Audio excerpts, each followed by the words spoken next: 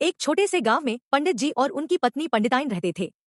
उनके पास एक बहुत प्यारी गाय थी, गौरी। हर सुबह पंडित जी गौरी को बड़े प्यार से नहलाते, फिर दूध दुहते और उसकी गर्दन में पीतल की छोटी सी घंटी बांध देते। उस दिन गांव में भगवान शिव की झांकी निकलनी थी।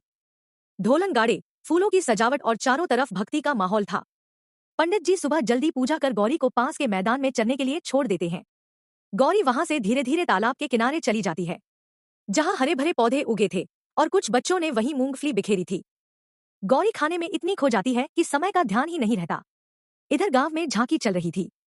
पंडित जी व्यस्त थे, भक्तों के बीच पूजा करा रहे थे। शाम तक जब लौटे तो देखा गौरी घर नहीं आई। रात बीत जाती है।